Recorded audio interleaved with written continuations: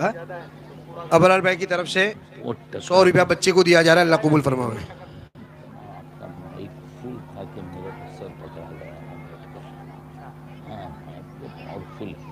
بھائی خاموشی کے ساتھ میں حضرت کا بیان سنیں، بہت جلد انشاءاللہ تھوڑی دیر میں اپنا بیان ختم ہو کے آپ کو رخصت کر دیا جائے گا انشاءاللہ۔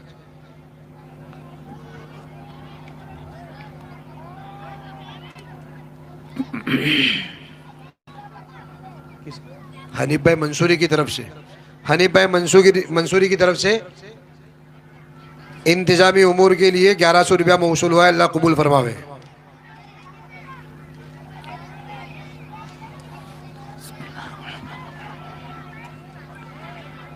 الحمد لله رب العالمين والعاقبة للمتقين والصلاة والسلام على سيد الأنبياء وأشرف المرسلين محمد وعلى آله وأصحابه أجمعين،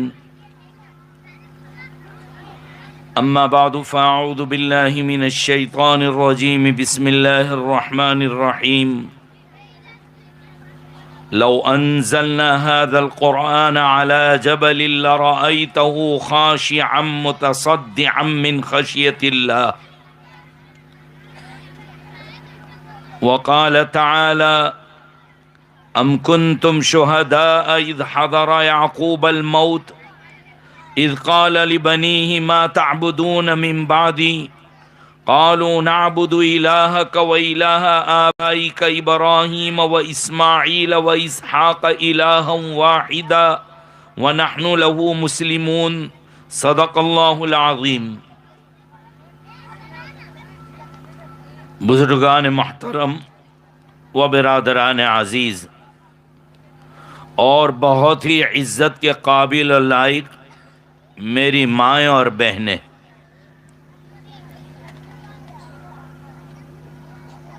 جو کچھ کام کی باتیں تھی یا مدرسے کا تعارف تھا وہ تو بچوں نے پیش کر دیا، وقت بھی کافی ہو چکا ہے، ادھر ابھی بچوں کا انعام بھی باقی ہے، ان کا انتظار شدت سے بڑھتا جا رہا ہے، لہذا میں بہت ہی مختصر وقت میں اپنی بات کو پیش کروں گا۔ اللہ تبارک و تعالی میرے اور آپ کے کام کی باتیں کہلوا دے، کہیں سنی باتوں پر ہم تمام کو عمل کی توفیق نصیب فرمائے۔ اللہ تعالیٰ کے انعامات میں سے بہت بڑا انعام جو ہے وہ قرآن کریم ہے۔ آپ جانتے ہیں کہ قرآن کریم جن حالات میں نازل ہوا، جس دور میں نازل ہوا، جس زمانے میں جس وقت میں قرآن شریف اترا اور نازل ہوا، وہ انسانیت کا ایک بدترین دور تھا۔ لفظ انسانیت شرمسار تھی، انسان کہنا بھی اس دور کے لوگوں کو بہت ہی خطرناک ثابت ہو سکتا تھا۔ کوئی امید نہیں کر سکتا تھا کہ اس زمانے میں جو لوگ موجود تھے ان کی کوئی اصلاح بھی ہو سکتی ہے، ان کو کوئی سدھار بھی سکتا ہے۔ لیکن آپ نے دیکھا کہ جب قرآن کریم کا اترنا شروع ہوا، نازل ہونا شروع ہوا، 23 سال 20 اور 3 23 سال کے مختصر سے عرصے میں اس قرآن کریم نے پوری انسانیت اور لوگوں کے حالات کو بدل کے رکھ دیا۔ جن کے دور کو کسی وقت زمانہ جاہلیت کہا جاتا تھا، انہی کے بارے میں نبی اکرم صلی اللہ تعالی علیہ وسلم نے ارشاد فرمایا کہ بِأَيِّهِمْ اقْتَدَيْتُمْ اهْتَدَيْتُمْ، ان میں سے جس کا بھی دامن تھام لوگے، جس کو بھی فالو کر لوگے، جس کی بھی اقتدا کر لوگے، تم منزل مقصود پر پہنچ جاؤ گے، کامیاب ہو جاؤ گے۔ اتنی کھائی میں گرے ہوئے، اتنی گہرائی میں گرے ہوئے، انسانیت سے ناآشنا اس قوم کو سنوارا، اتنا اونچے چڑھایا، یہ کس کا کرشمہ تھا؟ یہ کرشمہ صرف اور صرف قرآن کریم کا تھا۔ اللہ رب العزت فرماتے ہیں کہ اتنی عظیم کتاب ہے یہ قرآن کہ اگر ہم اس کو پہاڑوں پر اتار دیتے تو مارے عظمت کے پہاڑوں کے پرخچے اڑ جاتے۔ آپ دیکھ رہے تھے چھوٹے چھوٹے بچے قرآن کریم کی آیات پڑھتے، کبھی قرآن کی آیات کا ترجمہ، کبھی حدیث شریف کا ترجمہ وہ پیش کر رہے تھے۔ یہ مدرسہ میں پڑھنے والے، حفظ کرنے والے کتنے چھوٹے چھوٹے بچے۔ اللہ رب العزت نے فرمایا وَلَقَدْ يَسَّرْنَا الْقُرْآنَ لِلذِّكْرِ فَهَلْ مِن مُدَّكِرٍ، ہم نے یاد کرنے والوں کے لیے قرآن کریم کو آسان کر دیا ہے۔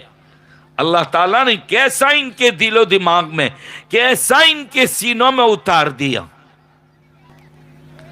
واقعہ یاد آیا، ہمارے استاد محترم حضرت مولانا ابرار احمد صاحب دلیوی نور اللہ مرقدہ نے ایک مرتبہ ایک واقعہ سنایا کہ حضرت سیدنا شیخ عبد القادر جیلانی علیہ الرحمہ وہ ایک جنگل سے گزر رہے تھے تو ان کو کہیں سے آواز آ رہی کہ ہمیں بچائیے، یہ ہمارے اوپر ظلم کر رہے ہیں، سختی کر رہے ہیں۔ حضرت پہنچ گئے، دیکھا کہ چند بچے ہیں، جوان ہیں، ان کی پٹائی ہو رہی ہے۔ پٹائی کرنے والے کچھ عیسائی لوگ تھے اور انہوں نے کہا کہ بھائی ہماری عبادت خانے، چرچ اور گرجا گھر کو دیکھو کتنے مضبوط ہے، اور تمہاری مسجدوں کو دیکھو کہ کتنی پھٹی پرانی ہے۔ ثابت یہ ہوا کہ ہمارا مذہب سچا اور حق ہے، لہذا ہمارے مذہب کو قبول کر لو۔ ان کی یہاں مذہب کی حقانیت عمارت کی مضبوطی پر تھی۔ ان بیوقوفوں کو کیا پتا، واپی میں آ کر دیکھتے، ڈنگرا میں آ کر دیکھتے تو پتا چلتا کہ مسجدیں کتنی مضبوط ہے۔ خیر، انہوں نے یہ کہا کہ ہمارے گرجا گھر کو دیکھو کتنا مضبوط، اور تمہاری مسجدوں کو دیکھو کیسی پھٹی پرانی۔ پتا چلا تمہارا مذہب بھی پھٹا پرانا ہے، آؤ ہمارے دھرم اور مذہب کو قبول کرو۔ اور اس پر پٹنے لگے۔ شیخ عبد القادر جیلانی علیہ الرحمہ نے فرمایا کہ بھائی وہ تمہارا گرجا گھر اور چرچ مجھے بتاؤ، میں دیکھنا چاہتا ہوں۔ حضرت گئے اور جب اس گرجا گھر کے بالکل بیچ میں پہنچے، درمیان میں پہنچے، حضرت نے یہ آیت پڑھی لو انزلنا هذا القرآن على جبل لرأيته خاشعا متصدعا من خشیت اللہ۔ یہ آیت پاک پڑھنے کے بعد گرجا گھر کو اشارہ کیا، گرجا گھر کو اشارہ کیا، گرجا، اتنا کہنا تھا کہ پوری عمارت ڈھیر ہو گئی۔ حضرت نے کہا بے وقوفو، ذرا دیکھو اتنی مضبوط عمارت کا یہ حال ہے، قرآن کریم کی ایک آیت سنی پوری عمارت ڈھیر ہو گئی۔ ہماری پرانی پھٹی مسجدیں برسوں سے قرآن کریم سن رہی ہے لیکن گرتی نہیں ہے۔ پتہ چلا اللہ کی مدد مسجدوں کے ساتھ ہے، اللہ کی مدد مسجدوں کے ساتھ ہے، یہ اللہ کا احسان ہے۔ تو خیر مثال دی کہ قرآن کریم اتنی عظیم کتاب ہے کہ اگر پہاڑوں کے اوپر اس کو اتار دیا جاتا، رکھ دیا جاتا تو مارے اللہ کی عظمت کے، اللہ کی خشیت کی وجہ سے پہاڑوں کے اور پتھروں کے پرخچے اڑ جاتے۔ اللہ نے رحم فرمایا کہ ان معصوموں کے سینے میں یہ قرآن کریم کو رکھ دیا. یہ قرآن کریم کے متوالے، آپ بھی مبارکبادی کے قابل ہیں کہ آپ نے اپنی اولاد پر رحم کیا. صحیح معنی میں آپ ماں باپ کہلائے اور آپ نے بچوں کو پہلے قرآن کریم پڑھایا. حضرت یعقوب علیہ السلام جو اللہ کے بہت عظیم پیغمبر ہے، جب ان کے انتقال کا وقت آیا، موت کا وقت آیا حضرت یعقوب علیہ السلام کا، تو انہوں نے اپنی اولاد کو قریب بلایا، اور اولاد کو قریب بلانے کے بعد پوچھتے ہیں کہ بتاؤ میرے دنیا سے جانے کے بعد تم کس کی عبادت کرو گے؟ اذ قال لبنیہ ما تعبدون من بعدی، بتاؤ میرے بعد کس کی عبادت کرو گے؟ اب یہ بھی کوئی پوچھنے کی چیز تھی؟ ایک پیغمبر، ایک اتنا عظیم نبی جس نے پوری امت اور انسانیت کو دعوت دی، کہ اپنی اولاد کو دعوت نہیں دی ہوگی؟ ضرور دعوت دی ہوگی، لیکن اس کے باوجود آخری وقت یہ نہیں کہہ رہے کہ فلاں مکان تو لے لینا، فلاں پلاٹ تیرا ہے، فلاں دکان تیری، فلاں زمین تیری. یہ نہیں کہہ رہے.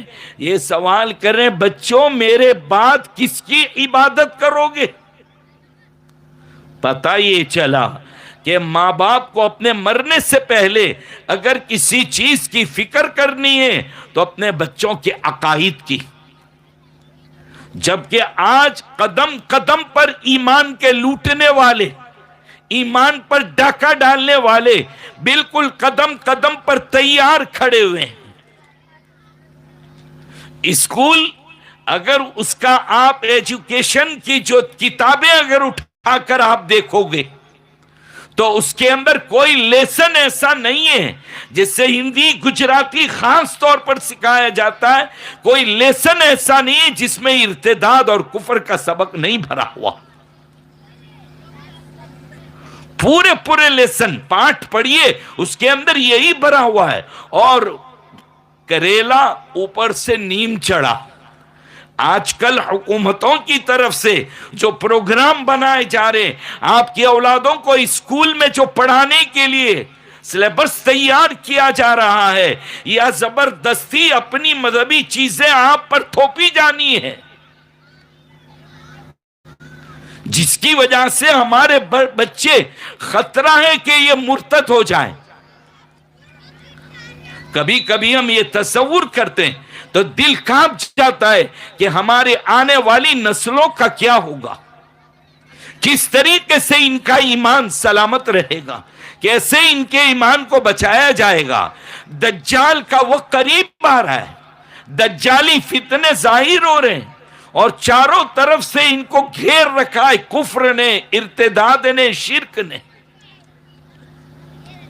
باقاعدہ پروپیگنڈے کر کے اسلام کے خلاف، مسلمانوں کے خلاف پروپیگنڈے کر کے اسلام سے ہمارے جوانوں کو، خاص کر ہماری بیٹیوں کو جو کالج اور اسکول جا رہی ہے، ان کو نشانہ بنا کر، ان پر اٹیک کر کے، ان کو پتہ نہیں کون سے جال میں پھنسا کر ان کو بے ایمان کرنے کی پوری کوششیں ہو رہی ہے.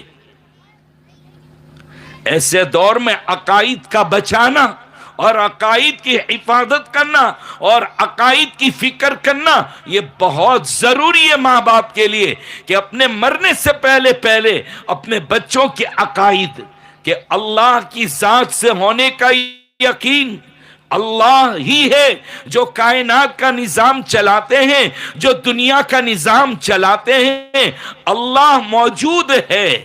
ہماری وہ جوان نسلیں کہ جو بڑی بڑی پی ایچ ڈی کے اندر لگی ہے، جب یہ جیسے پی ایچ ڈی صاحب آئے تھے، جو ہماری نسلیں ایسے ہائر ایجوکیشن میں نکل کر بڑی ڈگریوں کے چکر میں، جبکہ ان کے گھروں میں دینی اور اسلامی تربیت نہیں ہے، ایسی اولادیں، ایسی قوم ہاتھ سے نکلتی جا رہی ہے. ایسی بیٹیاں ان کے لیے ایمان سے نفرت کر کے شرک اور کفر کو اختیار کرنا ان کے لیے بہت آسان ہوا ہے. اس لیے ان کے ایمان کی حفاظت کے لیے یہ چھوٹے چھوٹے مدرسے، یہ مکتب دین کے قلعے ہیں، دین کے قلعے. خدا را ان کی حفاظت کرو. اپنی اولاد کو پابندی کے ساتھ مدرسے میں پورا وقت دلائیے. میں نے بھی مول صاحب سے تو پوچھا نہیں کہ آپ کا ٹائم کیا ہے اور بچے کتنے آتے ہیں اور کتنا گھنٹہ ٹائم دیتے ہیں. عجیب حالات ہیں ہمارے مدرسہ کے، ہمارے گھروں کے دینی تعلیم کے معاملے میں ہمارا مزاج بڑا عجیب ہے. 6-7 گھنٹے ہمارے بچے اسکول جاتے ہیں، تگڑی لمبی چوڑی فیس ادا کرتے ہیں ہم لوگ. ابھی اور باقی تھا تو ٹیوشن نے مارا ہے. یہ ٹیوشن نام کی بیماری دنیا میں بڑی عجیب پھیلی ہوئی ہے. میں اسکول کے ماسٹروں سے پوچھتا ہوں کہ تم اپنے پیریڈ کیسے یوز کرتے ہو؟ کیا پڑھاتے ہو کہ ان بچوں کو پھر ٹیوشن بھی لینا پڑتا ہے؟ آپ بڑے بڑے دارالعلوم اور مدارس کا دورہ کیجئے، اچانک جائیے. اتنی بڑی بڑی کتابوں کا سبق ہوتا ہے. آپ نے ان دارالعلوموں کو شاید یہ سمجھائے کہ وہاں پر بھی یہی عدالہ اور حسادہ اور حسیدہ یہی ہو رہا ہے. وہاں بھی نہیں. آپ آئیے، آپ یقین کریں گے کہ کوئی یونیورسٹی ہے. یونیورسٹی ان کے سامنے فیل ہے. وہاں قرآن کریم، اس کے معانی، اس کی تفاسیر، حدیث رسول صلی اللہ تعالی علیہ وسلم، اس کے مطلب، ان حدیث سے نکلنے والے مسائل، اور ائمہ اربعہ، امام اعظم ابو حنیفہ، امام شافعی، امام مالک، امام احمد ابن حنبل، انہوں نے کیسی کس طرح کون سی حدیث کو لے کر اپنے مسائل کو پیش کیا. ایک طرف سے مسائل لیے جا رہے، دوسری طرف سے جواب. کس طریقے سے وہ پیریڈ استاد یوز کرتا ہے، استعمال کرتا ہے. کبھی آپ نہیں سنیں گے کہ مدرسے کا جو 8-9 سالہ کورس ہے کسی طالب علم نے کوئی ٹیوشن لیا ہو. مدارس میں ٹیوشن کا کوئی نظام نہیں.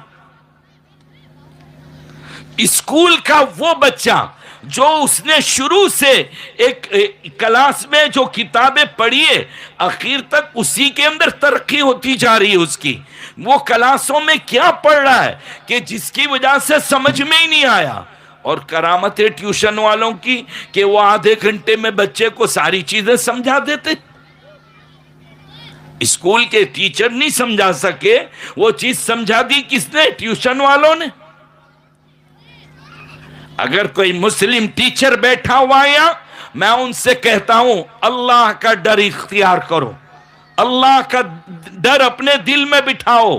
اپنی کلاس کا، اپنے پیریڈ کا پورا ٹائم ایسا یوز کرو، ایسے سمجھاؤ کہ آپ کی کلاس کے بچوں کو اس سبجیکٹ کا ٹیوشن لینا نہ پڑے. 7-8 گھنٹے ہم نے اسکول کے حوالے کر دیا. تیار ہونے سے لے کر کے جانے تک، آنے جانے کا خرچ وغیرہ الگ، وہ ٹائم الگ. وہاں سے آنے کے بعد ٹیوشن 3 گھنٹے. اس کے بعد بڑی بیماری ہوم ورک کی. دونوں طرف سے ہوم ورک مل رہا ہے، دونوں طرف سے. اب یہ بیچارے نیند نکالتے جا رہے اور ہوم ورک کرتے جا رہے. اب بالکل گھسا پیٹا مرا ہوا یتیم مسکین ٹائم مدرسہ کو. آدھے پونے گھنٹے میں پھر بلانے آ جاتے استاد ٹیوشن کا ٹائم. اور پتہ نہیں جہاں کوئی پروگرام، فنکشن، چھٹی. یاد رکھو میرے بھائیوں، اگر آپ نے یہی سلوک رکھا مدارس کے ساتھ، آپ کی اولادوں کے ایمان کی کوئی گارنٹی نہیں. یہ جو ادھیڑ عمر کے بیٹھے ہوئے یہاں پر، 40 سال والے بھی جو بیٹھے یہاں پر، میں کہتا ہوں ان سے پوچھو کہ تم نے اپنے مدرسوں میں کتنا وقت دیا تھا. ملا جی کے پاس، مولانا کے پاس آپ نے 2 گھنٹے دیے تھے. وہ ادب بنا کر اول کلمہ جو پڑھاتے تھے ہلا ہلا کر اندر اتارا ہے. جیسے پیٹرول پرانے جاتے ہیں نا تو پیٹرول گاڑی میں بھرتے ہو گاڑی کیسے ہلاتے ہیں کہ جگہ خالی ہے تو اور اتر جائے. وہاں مدرسہ بھی ایک ہوتا تھا, استاد لکڑی ٹھوکتے تھے. اب تو شاید لکڑی ٹھوکنے کی بھی اجازت نہیں ہوگی مول صاحب کو, سلمان کی سلامتی ختم ہو جائے گی جی, کیونکہ ویڈیو اتار کر وائرل کر دینے والے بھی کم نہیں ہیں. اور پھر باقاعدہ کمپریشن کیا جاتا ہے کہ دیکھو اسکول کی تعلیم میں کس طریقے سے ہو رہا ہے, مدرسے کے اندر آنے سے بچے گھبراتے کیوں ہیں. آپ کو یاد ہونا چاہیے کہ آپ کے بچوں نے یاد کیا, آپ کے بچوں نے ہوم ورک کیا, آپ کے بچوں نے ٹیوشن تیار کیا, پھر جب کلاس میں جائیں گے یاد ہے تو کون مارے گا ان کو. یہاں تو آپ نے کہہ دیا جاؤ استاد کو سبق بھی سنا دے, استاد ہی یاد کرائیں گے سب کچھ استاد کا. میں تو کہتا ہوں کہ اگر آپ لوگ پیر لوگوں کو تلاش کرتے ہو کہ کوئی کرامت والا پیر مل جائے تو میں تو مکاتب کے اساتذہ کو پیر مانتا ہوں, ولی کامل مانتا ہوں ان مکتب کے اساتذہ کو, کہ شارٹ ٹائم میں مختصر سے ٹائم کے اندر وہ آپ کے بچوں کو قرآن کریم یاد بھی کراتے ہیں, پڑھاتے بھی ہیں, سنتے بھی ہیں.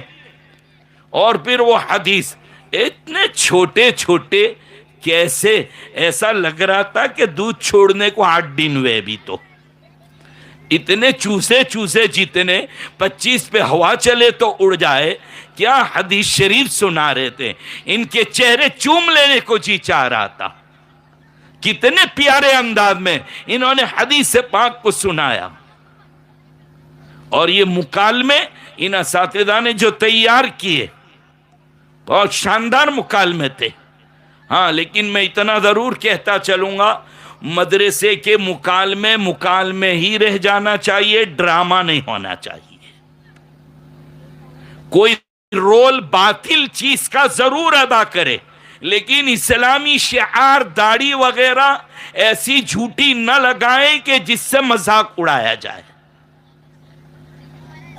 یہ نہیں ہونا چاہیے, یہ ڈرامے کی شکل. ہمارے مفتی احمد صاحب خان پوری دامت برکاتہم مدارس کے جلسوں میں مکالمے میں ایسی چیزوں کا بہت احتیاط فرماتے سختی سے, کہ مکالمہ یعنی دونوں کی بحث گفتگو, اس میں ایک کوئی جو ہوتا ہے وہ باطل اس کا کردار اور رول ادا کرتا ہے, بس وہ ادا کرے.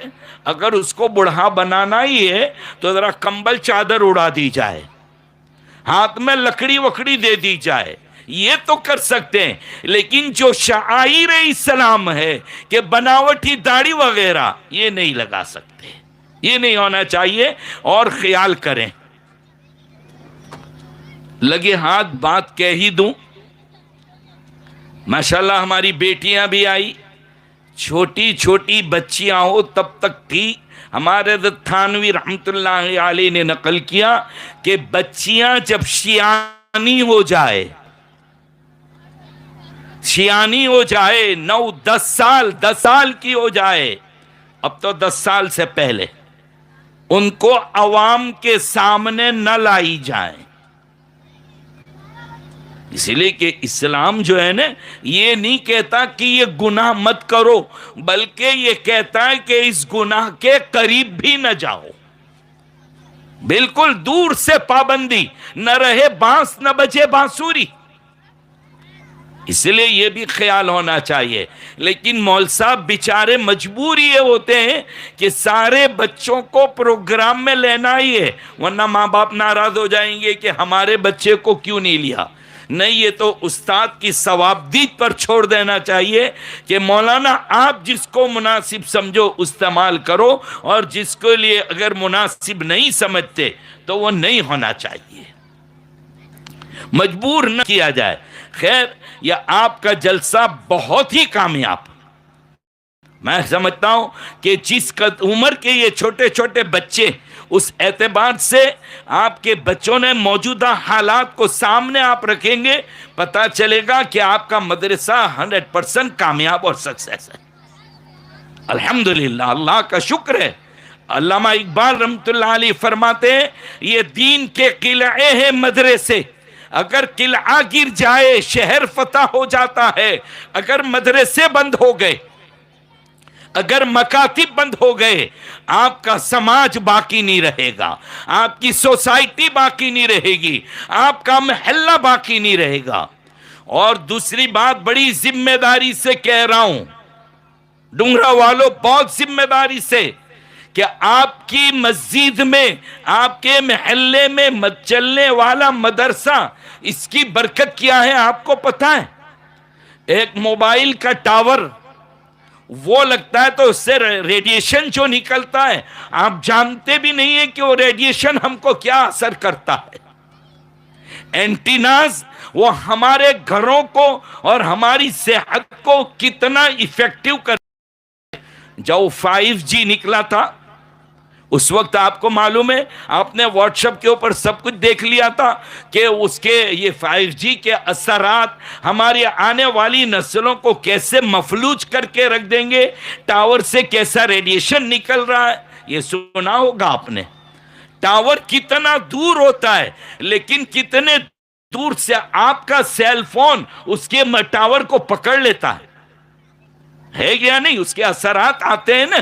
اسی طریقے سے جب مخلوق کا بنایا ہوا ٹاور، اس کے اثرات اور اس کا پاور اور اس کے تار دور تک پہنچ سکتے ہیں۔ یہی اللہ کا کلام وہ ہے کہ اس کی برکت ہمارے گھروں میں پہنچتی ہے، ہمارے محلوں میں پہنچتی ہے۔ آپ کی دکانیں چل رہی ہے، آپ کی فیکٹریاں چل رہی ہے، آپ کی کمائیوں میں برکت ہو رہی ہے، ہمارے تمہارے گھروں کے چولہے جو چل رہے ہیں، یہ مدارس کی برکت ہے۔ بہت ذمہ داری سے الٹ بات نہیں کہہ رہا ہوں، یہ بزرگوں کی باتیں ہیں کہ قرآن کریم کے مکاتب اور یہ مدرسے جب تک زندہ ہیں، سلامت ہیں، آپ کی دنیا چلتی رہے گی، اللہ برکت دیں گے اس میں۔ اس لیے قابل مبارکباد ہے۔ میں بہت خوش ہو رہا تھا جب آپ بچوں کو انعام دے رہے تھے۔ اللہ تعالیٰ آپ کے رزق میں برکت عطا فرمائے، آپ کی کمائی میں برکت عطا فرمائے، اللہ تعالیٰ آپ کے کاروبار میں خوب ترقی عطا فرمائے، نظر بد سے حفاظت فرمائے۔ ان بچوں کی آپ نے جو حوصلہ افزائی کی، اسی طرح ان پڑھانے والے اساتذہ، آپ نے، میرا دل خوش ہوا الحمدللہ، آپ ہمارے اساتذہ کو بھی چاہے جس طریقے سے آپ ان کو نواز رہے تھے، یہ ہمارے علماء ہیں، یہ ہمارے دین کے رہبر ہیں، ہمارے بچوں کے اساتذہ ہیں، ان پر سختی نہ کرو۔ صرف یہ مدرسے نہیں، کہیں کے بھی ہو، ان کو گالی مت دو، ان کے عیب مت نکالو، ان کے پیچھے مت پڑ جاؤ۔ یاد رکھو، جو قوم اپنے علماء، اپنے امام، اپنے اساتذہ کے پیچھے پڑ جاتی ہے، اللہ ان کو ایمان سے بھی محروم کر دیتے ہیں، ایمان سے ان کا ایمان سلب کر لیتے پروردگار۔ بات چل رہی تھی حضرت یعقوب علیہ السلام کی، ہم نے وہاں سے بات اٹھائی تھی کہ اچھے ماں باپ وہ ہیں، کون ہیں؟ جو اچھے کپڑے پہنا دے، اچھے ہوٹلوں کے کھانے کھلا دے۔ نہیں جناب، آج کل پیسہ تو کتوں کو بھی حاصل ہے، بہترین گاڑیوں کے اندر۔ کبھی ہائی وے پر جاتے، ایک مرتبہ جا رہا تھا تو کوئی بار بار منہ باہر نکال رہا تھا، دور تھے، ہم نظر نہیں آ رہا تھا، ہم نے اپنے ڈرائیور سے کہا گاڑی جلدی بھگاؤ، وہ چلانے والے کو بتائیں کہ آپ کے بچے کو ٹکر لگ جائے گی، باہر منہ نکال رہا ہے۔ قریب گئے تو دیکھا کمبخت تو کتا اگلی سیٹ پر بیٹھا ہوا تھا۔ میں سوچ رہا تھا کتنے لوگ بس کے انتظار میں، کتنے سائیکل پہ جا رہے ہیں، اور یہ حضرت کتا آرام سے بیراجمان ہے اگلی سیٹ کے اوپر۔ تو کتوں کو بھی کار میں بیٹھنا تو مل جاتا ہے، تو یہ کوئی عزت کی بات نہیں ہے۔ اچھے سے کپڑے، آپ کے واپی میں دیکھا، وہ سی ٹائپ مسجد کی طرف ہم آ رہے تھے ایک مرتبہ، تو دیکھا کہ لوگوں نے کتوں کو بھی کپڑے پہنا رکھے ہیں۔ میں نے کہا سب ادھر لے کر کہاں جا رہے ہیں؟ کہا کتوں کی بھی کلاس ہے، ان کو 2 گھنٹے ٹریننگ کے لیے۔ لا حول ولا قوت الا باللہ، ان کو بھی ٹریننگ کے لیے لے جاتے ہیں۔ عجیب معاملہ ہے۔ لگے ہاتھ یہ بھی بات کہتا چلوں آپ کو کہ کتے لے کر جو گھومتے ہیں ان کو دیکھ کر متاثر ہونے کی ضرورت نہیں ہے، ہم تو بہت تعجب سے دیکھتے ہیں، امریکن کتا ہے، جاپانی کتا ہے، فلانی نسل کا ہے، اتنا اونچا ڈاگ ہے، او تو یہ تو اللہ کے عذاب میں گرفتار قوم ہے۔ جب کتوں جیسی خصلت آئی، اللہ نے ان کے ساتھ گھومنے والے انسانوں کو ہٹا دیا کہ تو کتوں کے ساتھ ہی گھومنے کے لائق ہے، ان کے ساتھ گھوم۔ کتے کا مزاج ہے میں سب کا کھاؤں، میرا کوئی کھائے تو مر جاؤں۔ اسی لیے کتے کی ایک عادت یہ بھی بہت اچھی ہے کہ سڑا ہوا دے کو کیسا بھی دے دو وہ کھائے گا، وہیں بیٹھ جائے گا، آپ کی حفاظت بھی کرے گا۔ لیکن جتنا کھانا بچ گیا، کوئی کی مجال نہیں کہ دوسرا کھاوے، کتا ٹانگ پھیلا کے بیٹھ جاتا ہے، پھر بھوک لگے گی تو کھاؤں گا، لیکن کہیں سے بھونکنے کی آواز آتی ہے، اب جانا ہے تو اس کو بیکار کر دیتا ہے پیشاب کر کے کہ میں نے نہیں کھایا تجھے بھی کھانے نہیں دوں گا۔ جب انسان یہ مزاج کے بن گئے، سود خور بن گئے، ویاج خور بن گئے، بات بات پر قدم قدم پر اتنے پرسنٹیج سود لینے کے عادی بن گئے، اللہ نے کہہ دیا جاؤ فخر کے ساتھ کتوں کے ساتھ گھماؤں گا تم کو، گھوم لو کتوں کے ساتھ۔ تو یہ تو اللہ کے عذاب میں گرفتار ہے، ان کو تو دیکھ کر توبہ کرنی چاہیے۔ اے اللہ تو میری حفاظت فرما، میرے ساتھ انسان گھومنے والے رکھنا، میرے ساتھ کتے مت گھمانا اللہ۔ اسی لیے تو اسلام میں کتے پالنے کی ممانعت، کتا گھر میں رکھنے کی ممانعت کہ رحمت کے فرشتے نہیں آتے۔ خیر وہ مستقل ایک ٹاپک الگ ہو جایا کرتا ہے۔ تو یہ اللہ کے عذاب میں گرفتار قوم ہے۔